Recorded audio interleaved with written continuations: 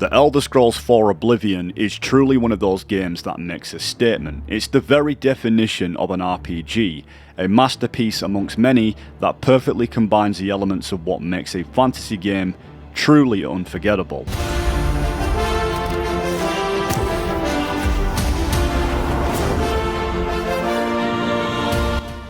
The Elder Scrolls series holds a prestigious legacy. When you think of top RPGs of all time, it's impossible not to picture its name standing tall. And Oblivion did exactly that in 2006.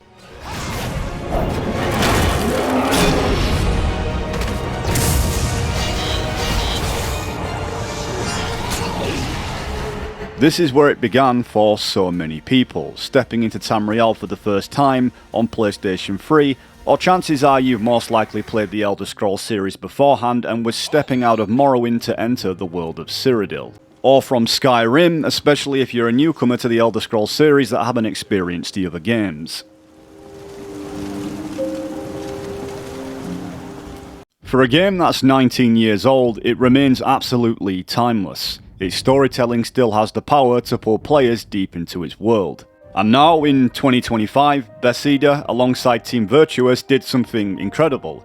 They showed us what a remaster really should look like, and after a few days of announcements, it came out on the day they finally had their official announcement rather than months later.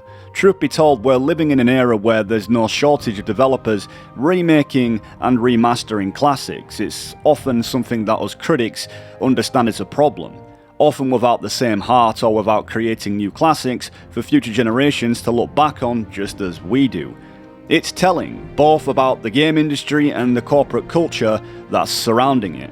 Maybe it really doesn't get better than what we've experienced years ago. This Oblivion Remaster is truly beautiful. The visuals are spectacular, the combat is refined, yet still feels familiar, with new attacks, new effects and movements that are far less clunkier and robotic than before. Everything feels smooth and natural. Immediately when you're dropped into the remaster, everything feels nostalgically familiar. You wake up in a jail cell awaiting your destiny, the menu appears and you're free to design the character of your choice. The remaster hits us with beautiful lighting, sharp new textures and a world that feels alive again. The new user interface surprisingly blends in very nicely without stripping away from the old school charm. And this goes for the major skill set menu. You can even get a good idea on where you're advancing from novice to apprentice to eventually master, and it all tells you what is unlocked when you advance. The original had something similar, but it didn't go into much detail in explaining what each different level would offer the player. And all the races remain as before, but they are presented in a neater, more organised format. And noticeably, the character models are way more improved. Interestingly, there's even a new feature this time around. When picking your race, you can now choose if you hail from the west or east side of your race's province. We are number one! Oblivion still holds one of the best character creation menus ever made, alongside some other classics and even some games as of today, offering plenty of customization that allows you to sculpt your hero or something hideous beyond imagination. You. I've seen you. Let me see your face. Yeah! I'm retarded. Gods give me strength. There is several variations and designs to choose from in makeup, in skin colour, eye colour and even the shape of the eye, as well as new added hairstyles. Arguably about the remaster that a lot of people have pointed out is the colour palette isn't completely native to what it once was, and that is true. However, the soul, the feel of the game is still very much alive. And if you're playing on PC, well, there's nothing that mods can't fix. Now, this remaster isn't without its flaws, but honestly, even the original had its bugs, its quirks, and if you remember on PlayStation 3, we had them painfully long loading screens.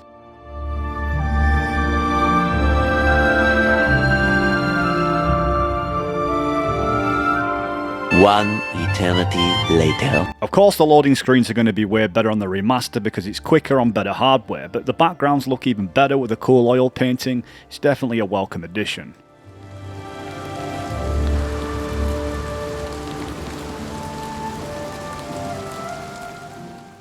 On PC, the performance can be rough, and as of yet I haven't seen anyone address the problems. It's clear it hasn't been optimised as it should be. There's noticeable lag when moving into open spaces, but when you're indoors it seems to be a lot better. And even if you've got a mid to high range PC, these are some of the issues that people are still facing. But with the right patches and tweaks and changing the settings, it becomes more than playable. It becomes something special again.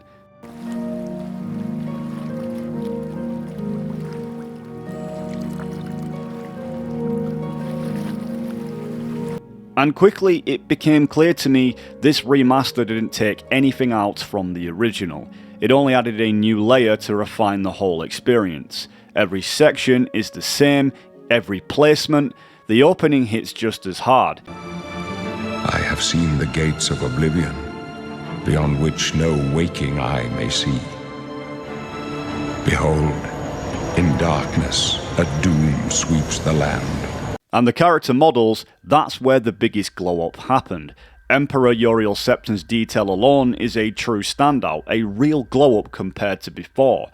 And it even looks like they've tweaked his facial features to make him look like Patrick Stewart, who portrays Uriel Septim and really brings the character to life with that iconic voice. From there, the menus arrive again, which they look noticeably a lot better, where we pick our birth signs and classes.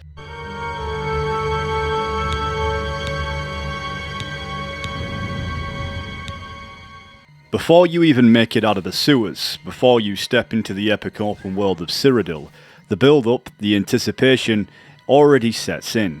It's a perfect start for newcomers, who get the chance to get to grips with the combat, and for old school players such as ourselves who feel the goosebumps that creep in, knowing exactly what moments are just round the corner that give us nostalgia.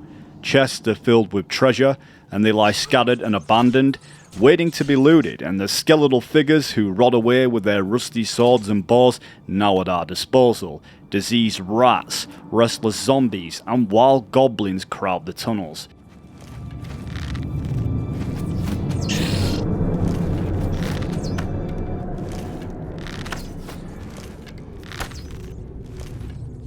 Something that instantly feels appealing about the remaster is the much improved third-person controls. Your character now moves independently of the camera, a massive step up from the old days where turning felt stiff and clunky.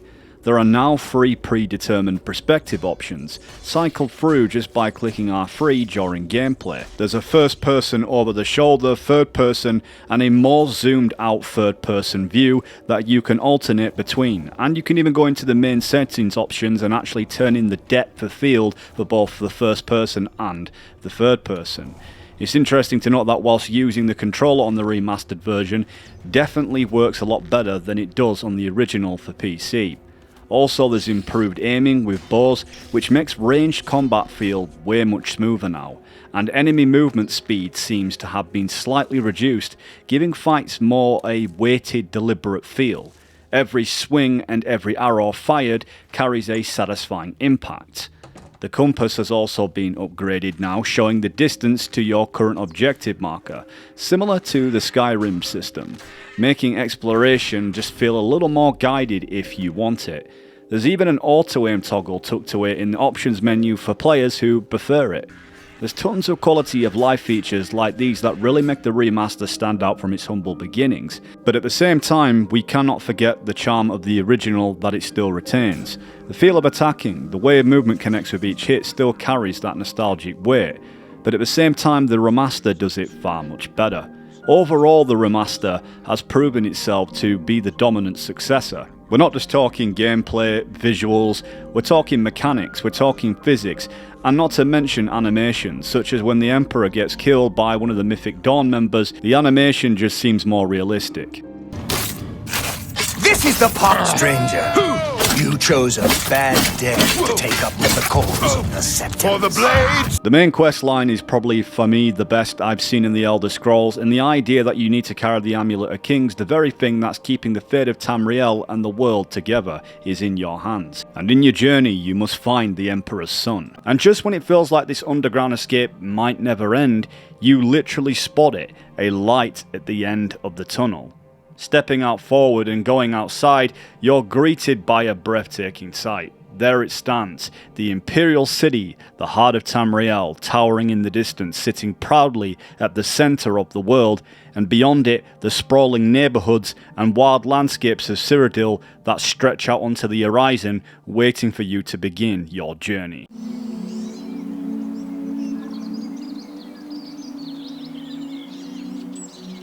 From this moment on is where the magic of this journey truly begins. You're an open book with your destiny still unwritten, and with the map being vastly improved on, you can now zoom in and out to get a better view of the entire map, compared to before, which seemed to be fixed in one position and had very dull colours. The remaster enhances the colours and even gives us different waypoints to see that are all colour coded. If you're trying to navigate your way around as a newcomer, this should be a little easier, but for old-timers, I imagine you know your way around. Where are you heading? Maybe you'll simply wander exploring the unknown in search of hidden treasures, forgotten artifacts, and rare items tucked away by time itself. Maybe you'll find yourself deep inside ancient elven cities, glowing mysteriously and hauntingly beautiful, yet never without danger lurking in the shadows. Or perhaps you'll stumble upon a forgotten cave, an ancient dungeon, veiled in darkness, hiding malicious forces just worthy of a challenger. These are the places where you hone your skills, where you test your spirit, and where you plunder mysteries left behind by those who came before. Maybe you're heading towards a grand castle, in banners torn, its halls echoing the memories of fallen warriors, or strongholds crawling with bandits and monstrous foes, desperate to defend their stolen riches. This is what makes Oblivion such a seamless, unforgettable experience. Will you become a mage, the most powerful spellcaster Tamriel has ever seen?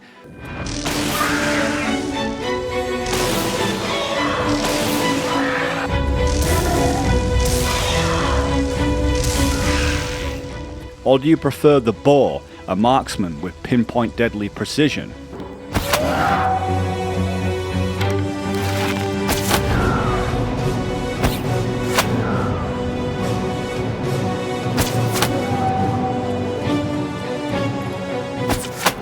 Or maybe you're just a headstrong warrior charging into battle, suited in armour, swinging the sharpest or bluntest weapon you can find to solve your problems head on.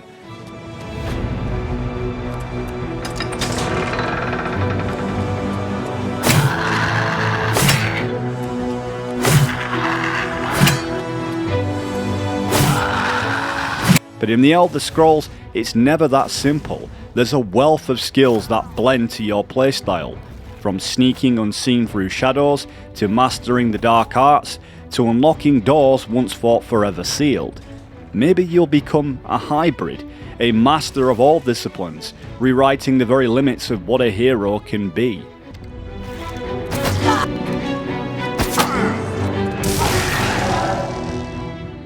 For some, diving straight into adventure might not be the first choice. Maybe it's time to head to a city, to peel back the layers of society and uncover the controversies, the secrets, and the tangled questlines they hide. But fair warning, it might be worth sprinting to the nearest river first and washing off that awful stench you picked up in the sewers, especially if you plan on heading into the Imperial City.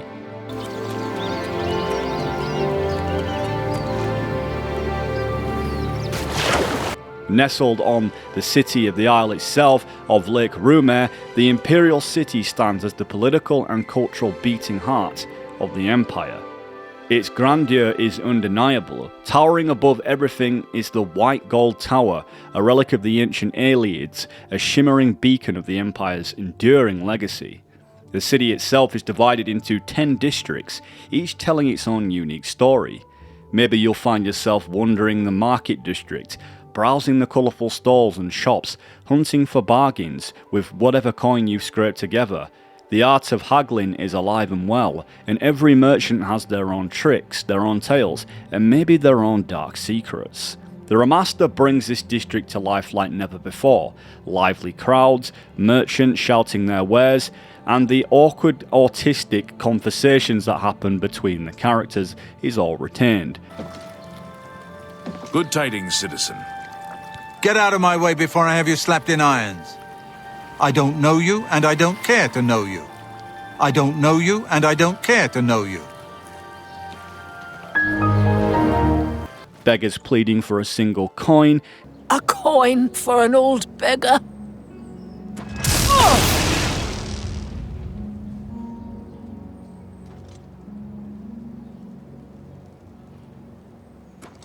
May you rest in peace. And if you dig deeper, you'll uncover fierce rivalries between traders, conspiracies that stretch further than you'd expect, and the ugly truth behind where some merchandise really comes from.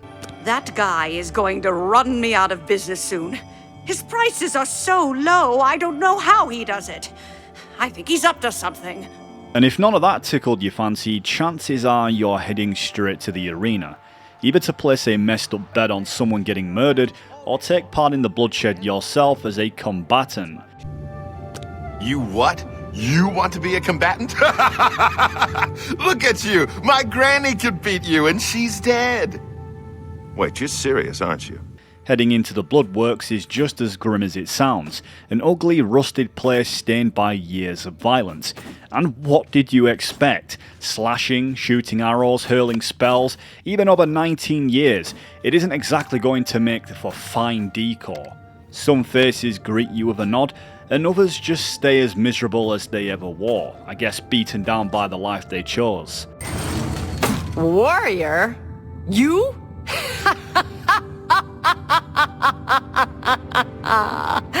The brilliance of experiencing the arena again is undeniable.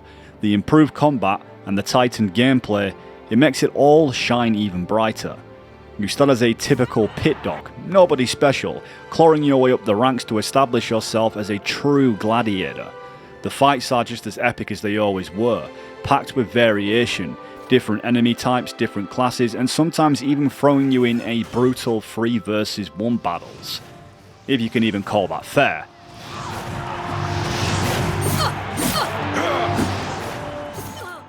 At least you've got Pork Chop, the arena's beloved mascot.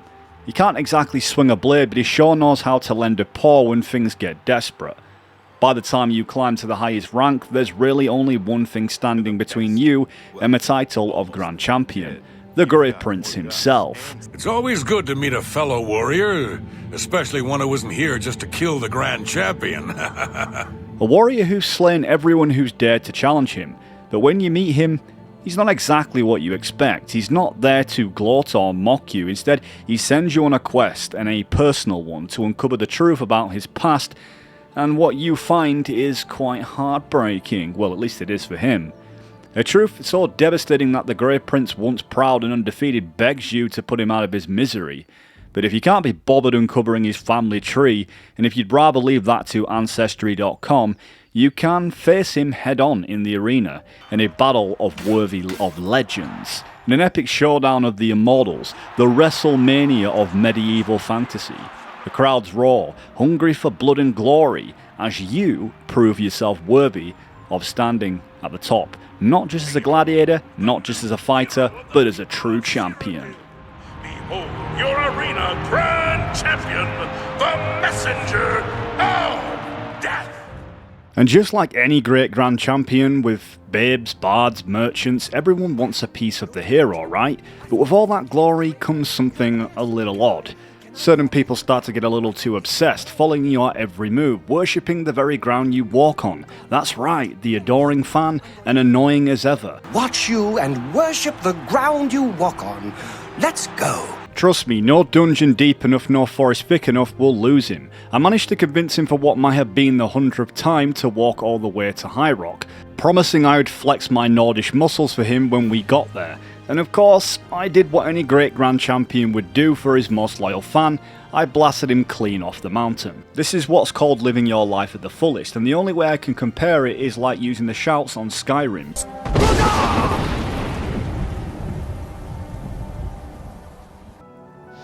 Hey, what'd I ever do to you?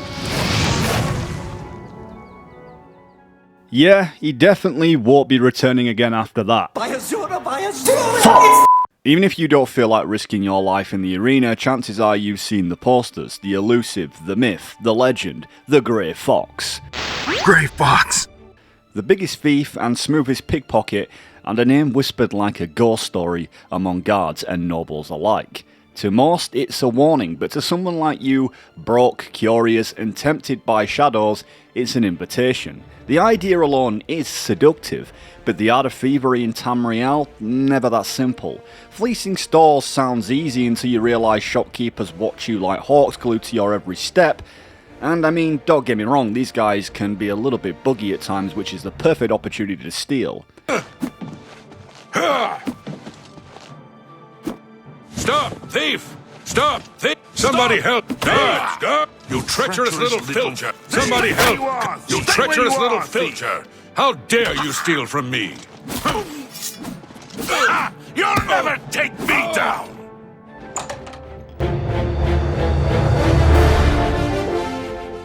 And as for pickpockets, pickpocketing Imperial Guard, well, yeah, that's one way to land yourselves a few nights back in the Imperial prison, and I doubt any of you are dying to revisit that place. Stop! You violated the law. Pay the court a fine or serve your sentence. Your stolen goods are now forfeit. There's a bedroll, but there's no bucket to piss in. Still, if you find yourself wandering down the Imperial waterfront, the Harbour District, you'll notice that it's got its own flavour. Working class grit, whispers of smuggling, shady deals, and pirates who really don't like you standing on their boats. So believe me when I tell you, we don't like it when people snoop around in our affairs. You get near that ship, and my men will run you through.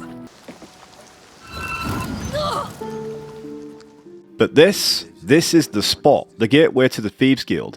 Your chances to step into a world of secrets, heists, fences, and cheap prices, and shadowy contracts. And if you're bold enough, if you're cunning enough, one day you might just steal an Elder Scroll itself and be branded the new Grey Fox, bearer of the cowl and the immortal legend it carries.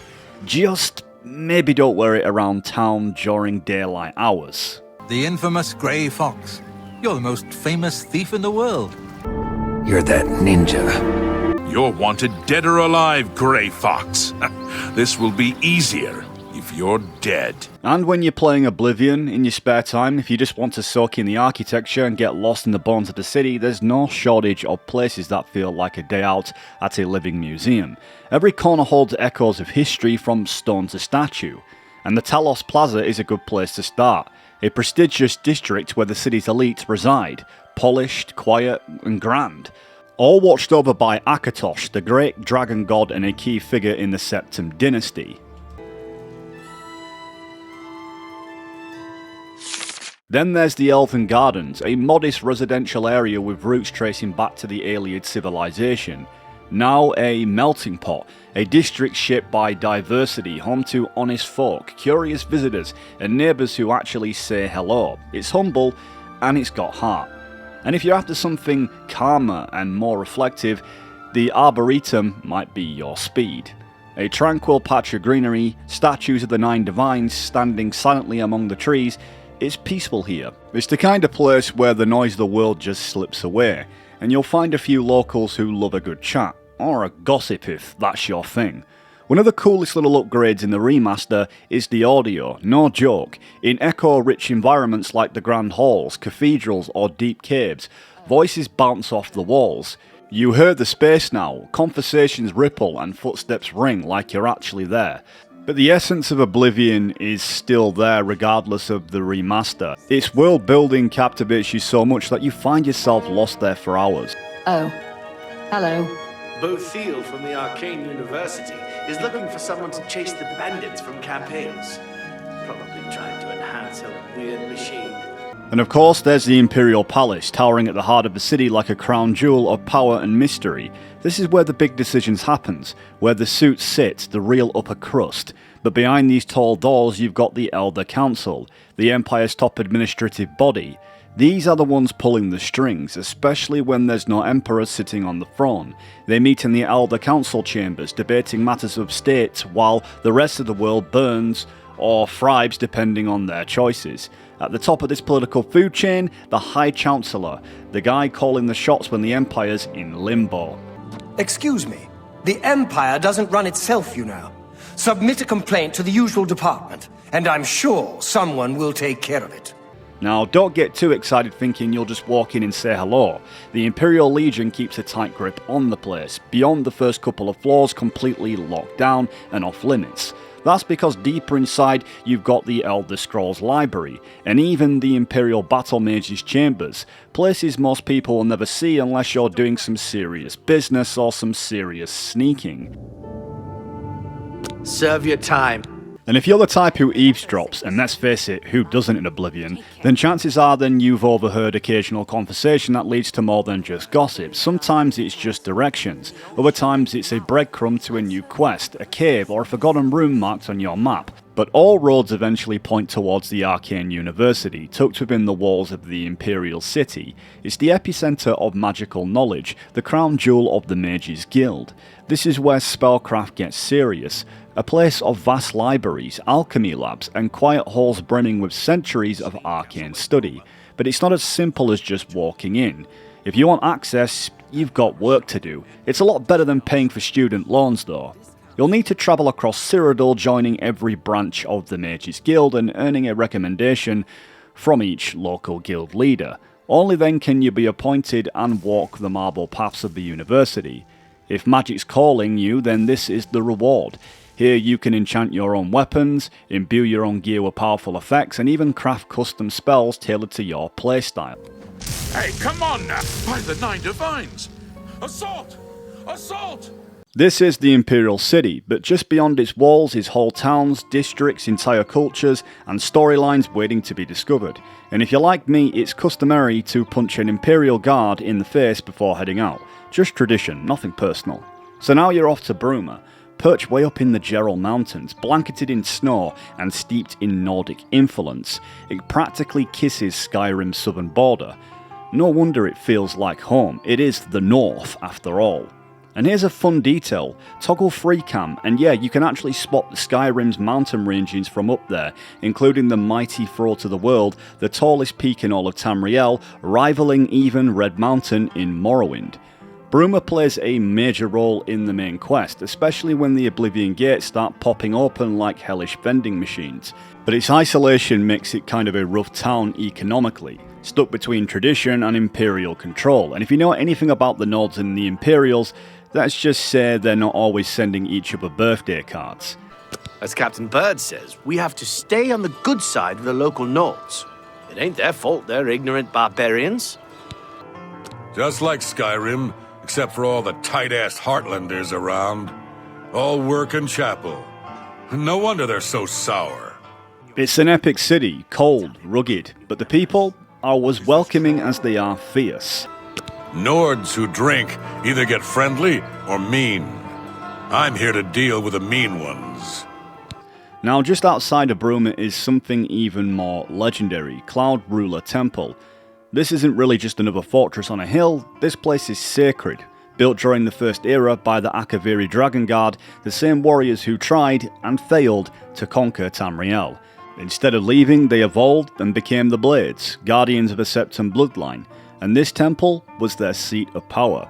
You'll remember it as the sanctuary where Martin Septim, the last of the dragon-blooded emperors, is taken for protection. From that moment on, it becomes your base of operations in the war against Mehron's Dagon. Architecturally, it's pure beauty, a true stronghold, but even beyond its stone walls, if you look just to the right, you might catch sight of something strange. Towering in the distance near Skyrim's edge stands Frostcrag Spire, a lone magical tower shrouded in snow and mystery, almost like it's been plucked from another realm. Lore says it once belonged to a powerful mage who vanished without a trace. What they left behind is really up to you to discover. The best part is you can buy it. Yup, all that mystery and power, and its real estate inside is packed with magical features, everything that you could possibly want.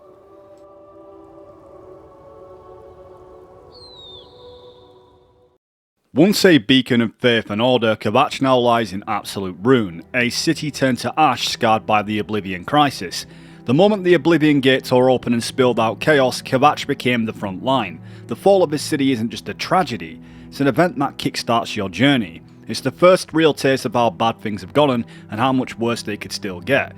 But here's the thing, Kvatch can't be salvaged and you're the one who gets to do it once again. The gate outside the city is like a wound in the world. pulsing red storm lashed skies bleeding over Cyrodiil in a hellish sight. And even in the remaster, it's captured beautifully, the crimson haze swallowing the world.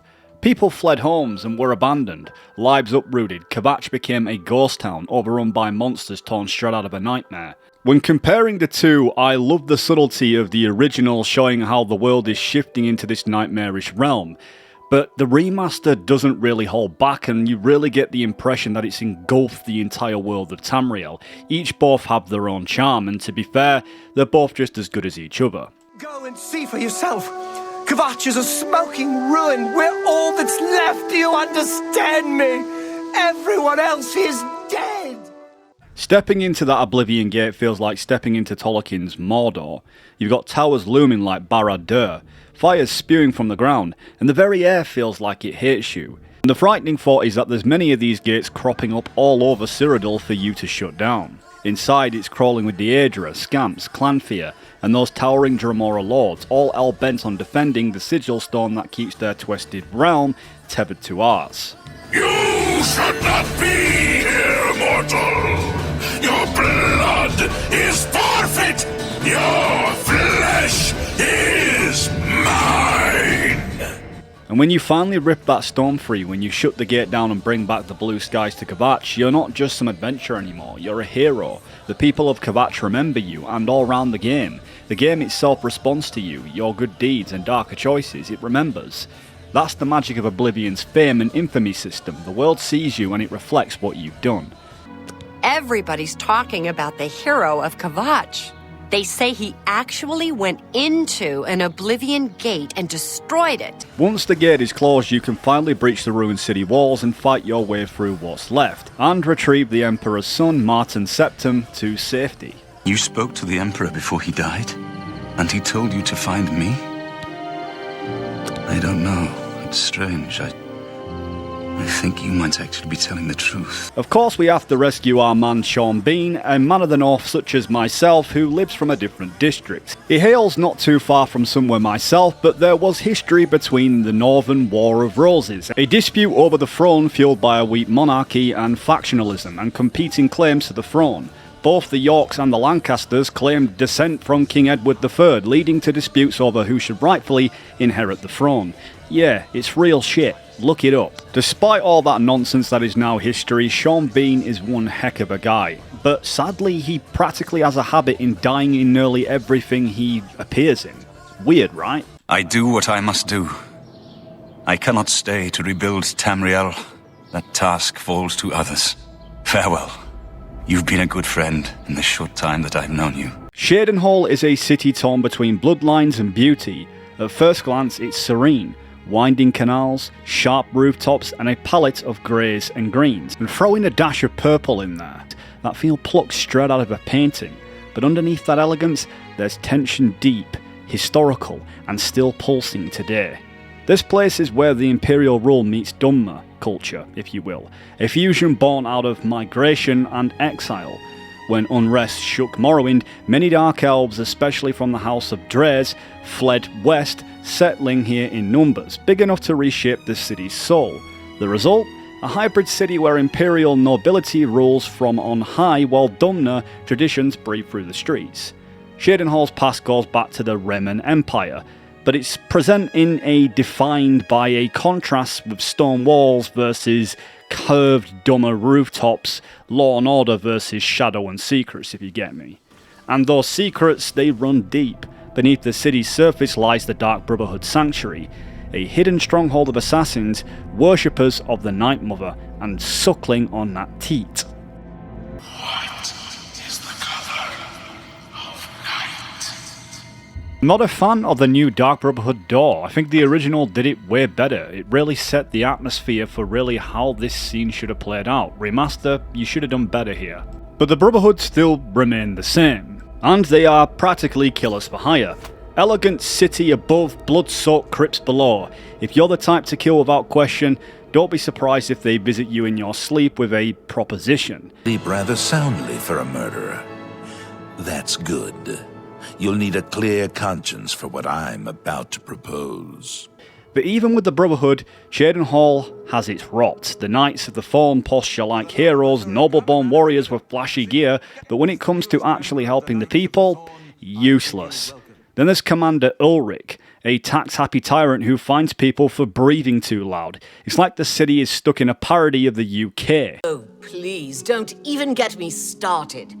That madman won't be satisfied until everyone in town is dead broke. Or in jail. The guards have imposed new, ridiculously heavy fines for every infraction under the sun. They almost seem to make up laws just for charging fines. Surface charm, but backdoor cruelty.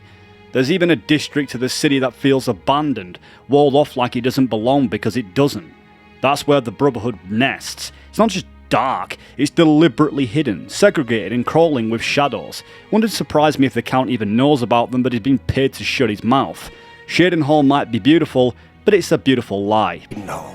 There is no more generous or just ruler in Cyrodiil, if I say so myself. Just look around. Is not Cheydinhal the model of civic rule? No, don't bow. I am just a humble servant of the people. What bullshit!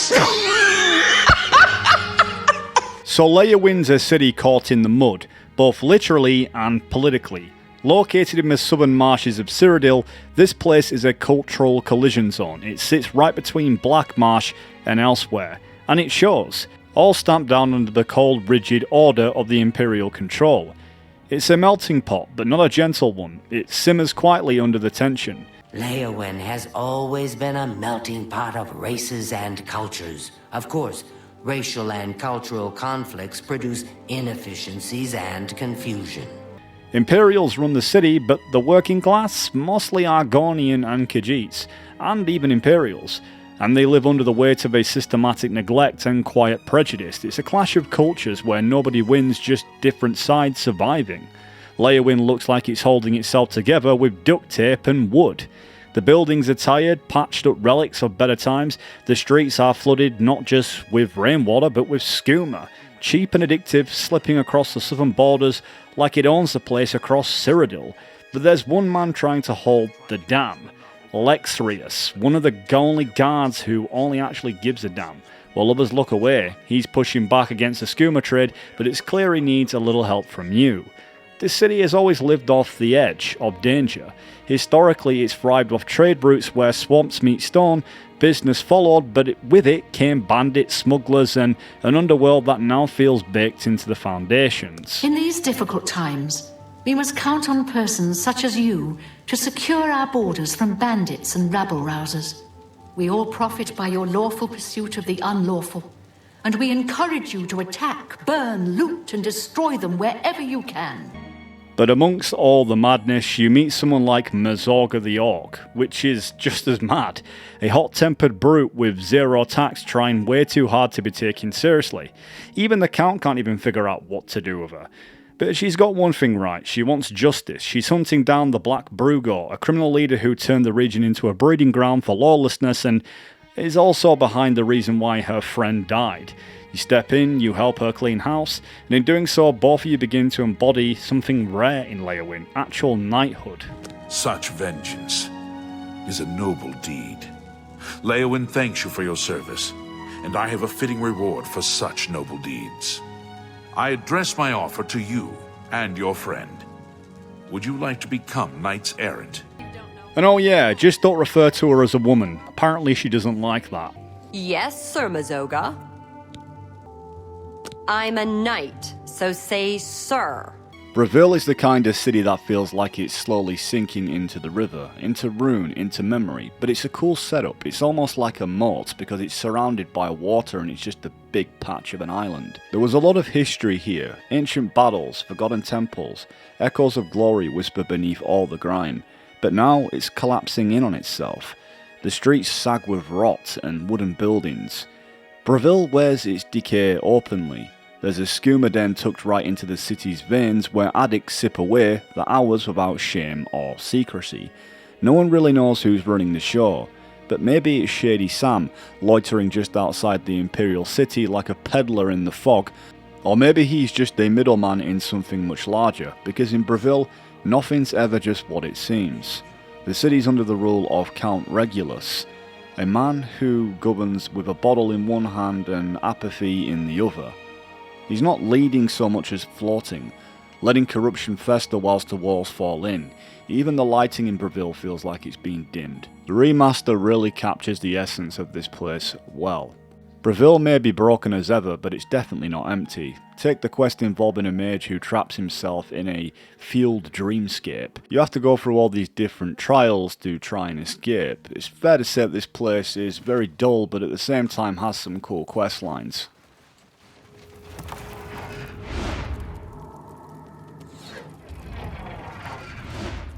Chorrol feels like the kind of place where the walls are solid, the people are proud, and everything looks just a little too clean for its own good. Sitting on the edge of the Great Forest, it's a classic imperial town.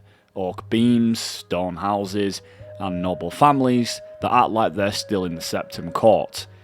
It's home to the Fighters Guild, a strong castle presence, and a countess who still holds on to her old values.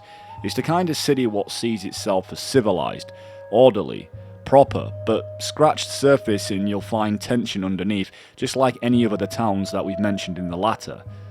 That's where the Hack Dirt quest comes in. You get it from Cyrodiil, the Argonian shopkeeper, if you haven't already been there before, that is. Her daughter, Dharma, leaves on a delivery and never comes back. She was last seen heading towards the village of Hack Dirt, a place not far from Chorrol, but totally off the map in terms of culture. Hack Dirt isn't a normal village. The people there barely speak, watch you constantly, and act like they've been cut off from the world for a century. We scrape by. Not that we've ever had naught but trouble from outsiders like you. You'd best be moving on if you know what's good for you. They worship something called the Deep Ones, based on some twisted buried lore from old books, and they see outsiders as a threat. Turns out they've kidnapped Dharma and locked her underground as some part of disturbing cult practice. You track her down through the Hack Dirt caverns and face off with the locals and get her out. That's Chorrol for you, polished on the outside but close enough to the edge of the wild that madness is always just a few miles down the road. Skingrad sits on the Gold Road, cold stone walls and vineyards that stretch out into the horizon. An account who's rarely seen but is always watching. It's a beautiful city, sure, but in a way that's locked in a casket beautiful. You get the feeling that something's been kept inside and the guards aren't telling you something. The city's known for its wine production, especially Tamika's and the Surreal brothers. Wealthy, refined, and filled with people who seem a little too guarded. The architecture reflects that, grand yet distant, with shadows that cling to every archway. And at the centre of it all is Count Janus, the most elusive noble in all of Cyrodiil. Here's the truth, the Count is a vampire. He doesn't hide from the sunlight, but he avoids the public, keeps his court small, and only meets when absolutely necessary. Janus once sought for a cure for his vampirism, not just for himself, but for his wife, Rona. In this epic vampire cure quest, you get involved in helping him and finally giving her peace. This is one of the most noticeable things about this town that I loved returning to, was this particular quest. But Skingrad's not just about aristocratic secrets. Walk through the alleys and you'll meet Glafair, a paranoid wood elf convinced he's been watched. He'll pass you a note pulling you into his world of delusions or revelations, depending on how deep you want to go. It's a great quest. You become confident in believing in his statements or his executioner, depending on all your choices. It's one of Oblivion's most subtly disturbing side quests, but what makes the town very unique. I need you to check out some people for me. The ones who are following me. Watch them. See where they go. Who they report to. Will you help me? Anvil's different from the rest of Cyrodiil. You feel it the second you step through the gates, the sea breeze in the air, the golden coast light, and that worn down half-forgotten charm. It's got that last stop before the sea kind of energy, a place built by traders, pirates and people who don't care much for the rules of the Imperial Heartland. It used to be Ayleid land. The Elysian Order razed this place, and the Count of Kvatch claimed it centuries later. So it's layered in history, but none of it feels polished. It's a city built on what's left over. Countess Milona rules here. She's strict, but not cold. Locals do respect her, but she's hiding a major piece of her life, a husband who just vanished years ago. But the real standout in Anvil is the mysterious prophet who rants outside the Chapel of Dibella. He speaks of Umrul, the Unfeathered, a powerful sorcerer king from the Ayleid era who's returned for vengeance against the Nine Divines. And nothing! The blood speaks! I can read the ancient runes if you cannot! As uibala, umarale el nada rakuva. In the alien tongue, by the eternal power of Umaril, the mortal gods shall be cast down. A curse upon Umaril's ancient foes. It's not just talk. Following the lead leads and unlocks the Knights of the Nine questline, easily one of the most memorable in Oblivion. You piece together ancient relics, don the full Crusader armour. Speaking of armour, Oblivion Remaster still retains arguably the best armour variations we've seen in the Elder Scrolls series, and made them look way more polished. However, because it's a remaster, some of the armours themselves actually have been tweaked slightly to give it that remaster feel, and to bring something new to the audience, which is epic. We still get the core of the base game, but just with a lift.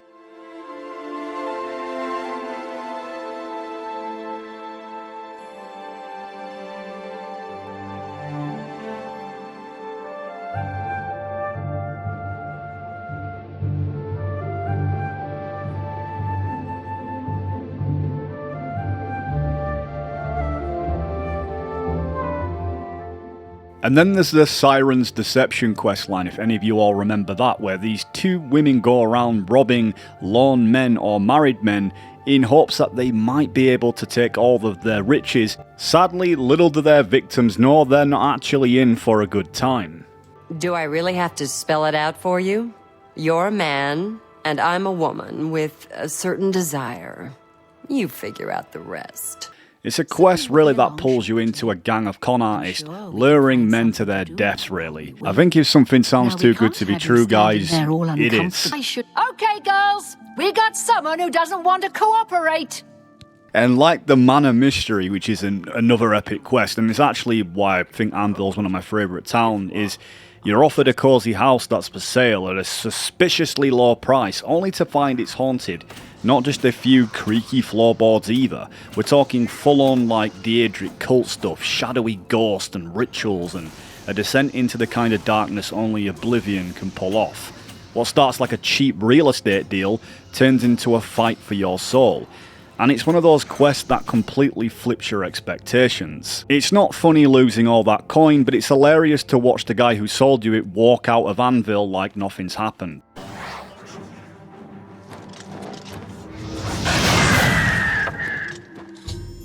So, after scouring every district, grinding skills, joining guilds, making allies, and beating an array of different enemy variations and carving your name into Cyrodiil's story, you've conquered the land and earned your rest.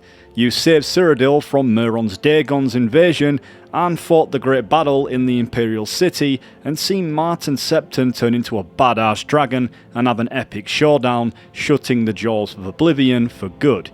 And you might think it would be over from there.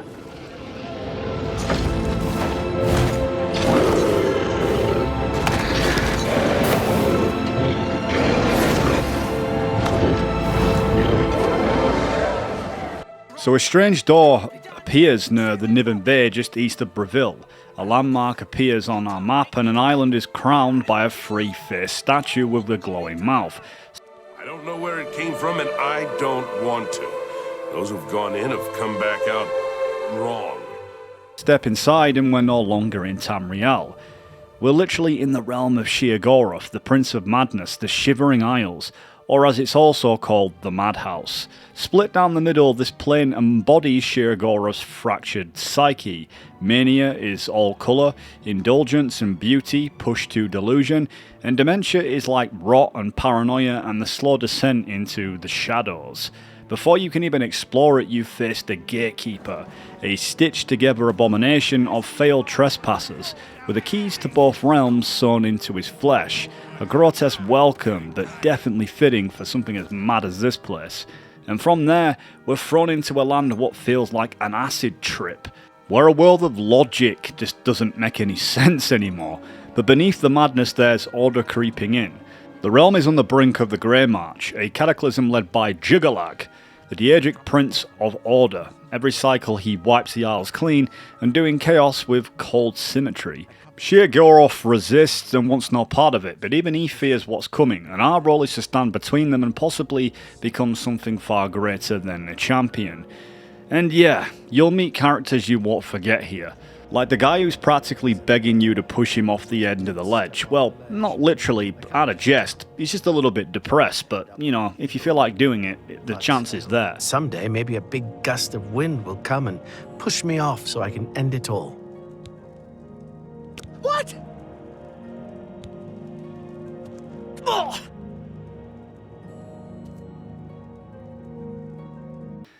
Or the wild Argonian woman who's sprinting around in circles around herself, talking all kinds of nonsense, and to be honest with you, it sounds like if someone's trying to start a car. I mean, that's the Shivering Isles. It shouldn't work, but it does, because it leans into its madness and owns it. Oh no. Oh no no no no no. Oh no no no no no no no no no no no. Me.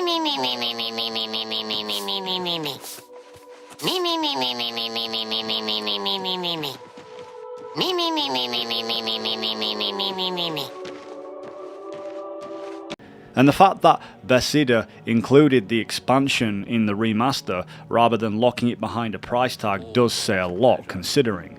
They could have gone full Ubisoft and milked it, but they didn't. They went full on Chad. I'm gonna play quarterback for the Cowboys, and I'll be like, I'm gonna make video games, and everyone's gonna play it.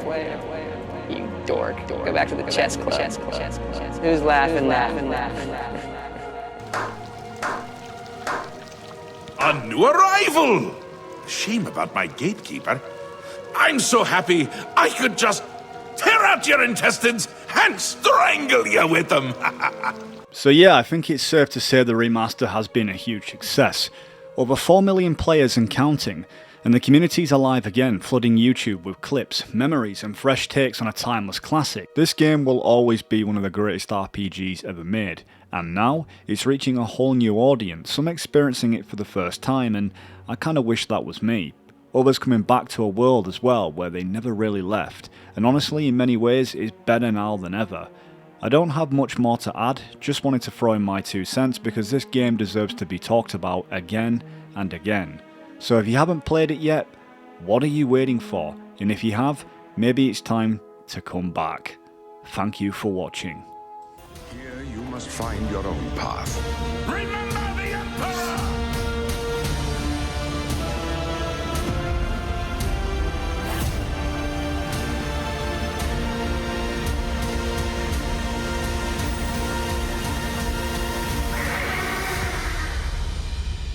Find him and close shut the jaws of Oblivion.